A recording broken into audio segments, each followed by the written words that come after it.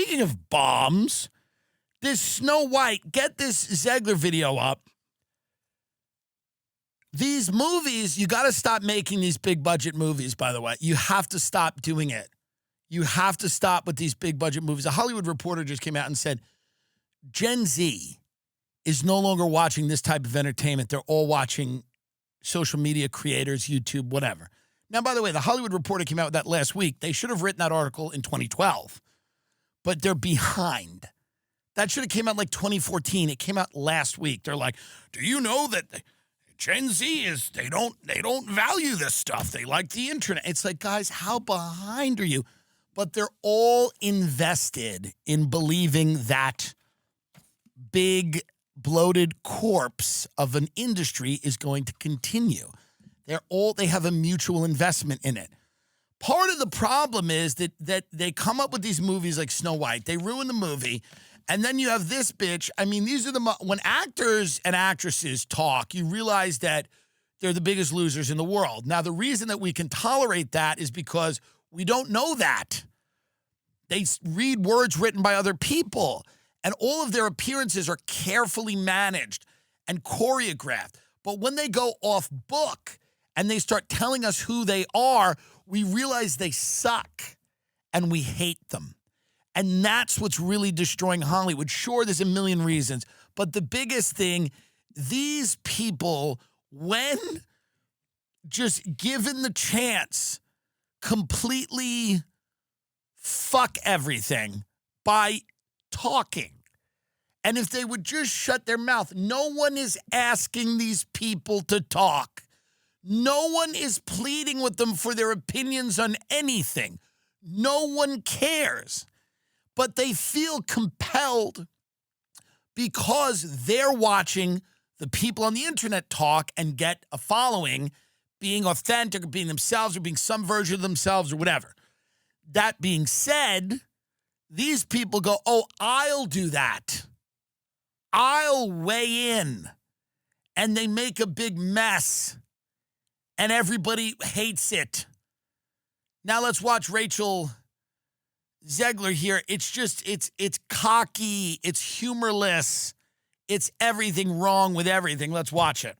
And to everyone who hates when I win. Oh my God. The winged victory came to the Louvre in pieces. What? And people still line up to see her. Oh no. And I can only hope that despite my flaws, and despite my cracks and my breaks, and there are many of them, that at every premiere, and everything I do, people will wait in line to see. Yeah, I mean,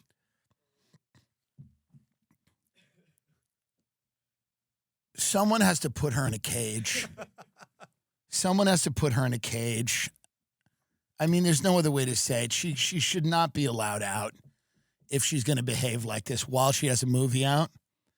You have to put these people in a cage.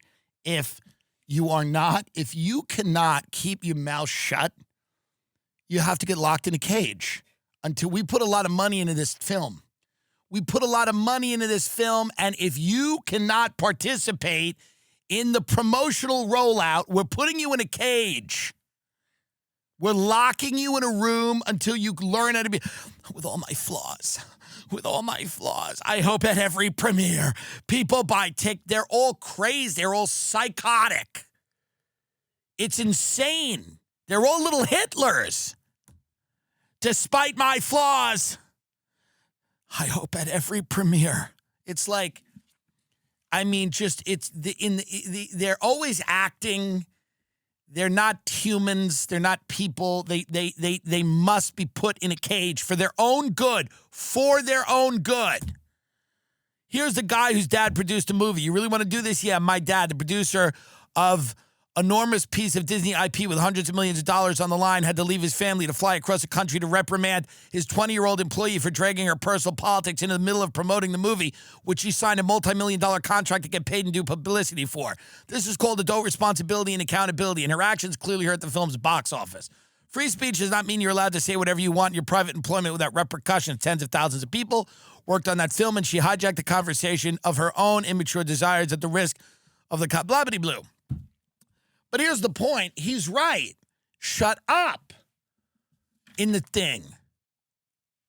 You're Snow White.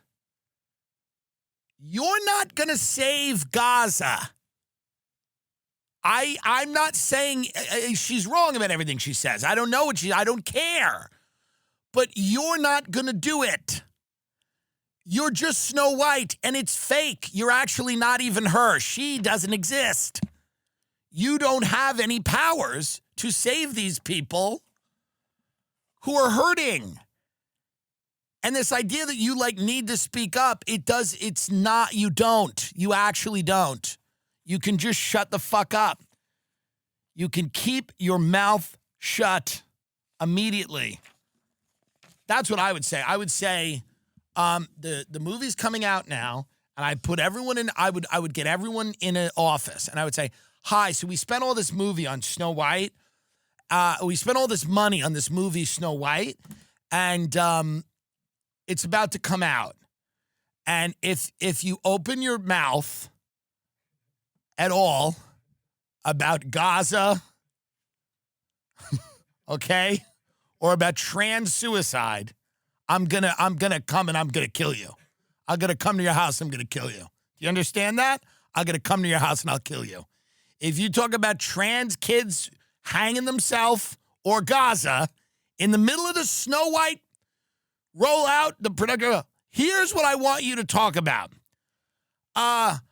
I love the movie. It's beautiful. What a story, and I'm so glad we get to retell it and reintroduce it to a whole new generation of children.